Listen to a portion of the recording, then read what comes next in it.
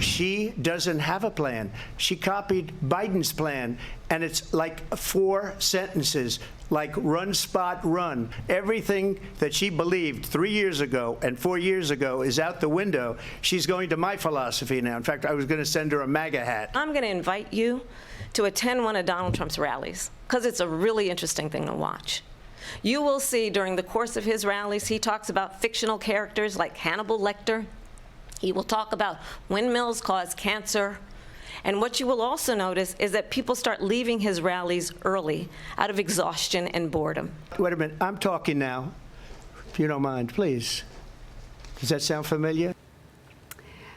Former President Donald Trump and Vice President Kamala Harris clashing during the ABC News presidential debate Tuesday night. Reaction to the showdown continues to pour in as young Americans voice their opinions online and with the help of social media influencers about what they witnessed on Tuesday night.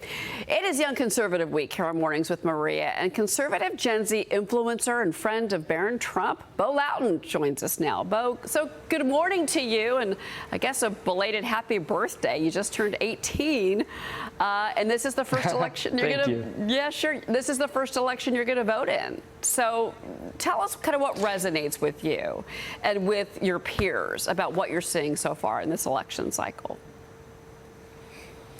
Well, you know, it's been crazy. I think Gen Z's in this massive cycle of seeing these experts on these mainstream networks tell us what we should and shouldn't believe in, and telling us how awful Trump performed in the debate. But that's not what we saw.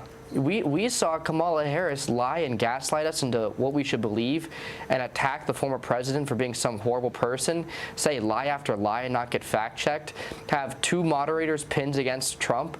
That's what we saw. We saw an incredible performance from Donald Trump, listing out his policy, telling us what he's going to do, his great actions against the terrible border, and Kamala Harris telling us all about what she'll do for the border.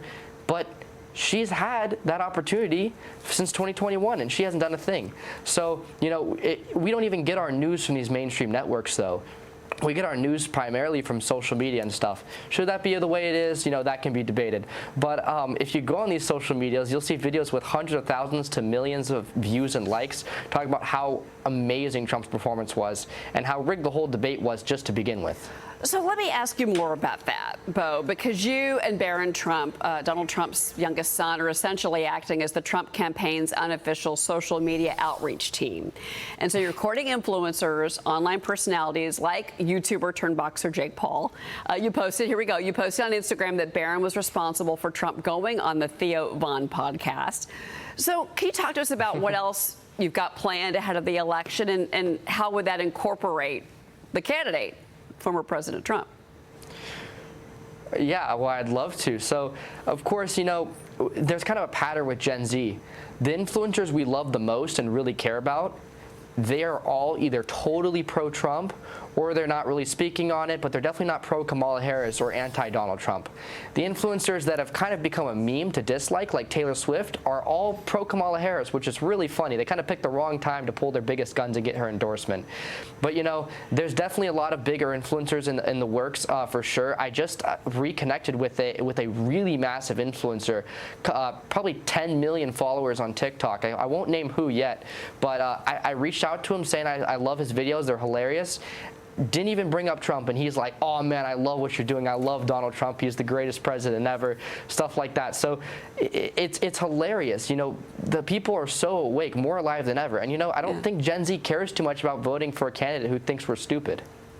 And you're talking about Kamala Harris, who said young people are stupid, and that bite has been. Real quick before you go, Todd 18 to 24-year-olds. Yeah. Todd Pyro's with me. He's got a real quick question for you. Oh, great to chat with you again. This is all well and good that everybody likes everything in the social media influence, but you got to get people registered to vote. What is the campaign doing, and are they doing enough to get young people registered to vote? You know, I think inspiration is a great way to get people registered to vote. When we see the terrible border policies that the Biden campaign, you know, roughly, I think it was 300 and excuse me if I'm wrong on this, I think it was like 325,000 migrant children are missing.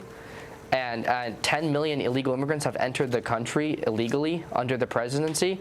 So I think when we see stuff like this, and we see these awful cases of these angel mom and dads who have had their kids killed by illegal immigrants and things like that, and their awful policy, and Kamala Harris saying she's all pro-gun when Gen Z knows that she's not. And she had also recently said that she wants to take police officers out of schools.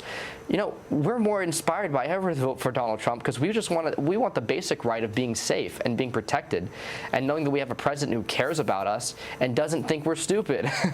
Bo Loudon, thank you for coming on this morning. It's really fascinating to talk to you and to you and many of you of your generation. It's educational for us old folks. Bo, thank you very much for being here.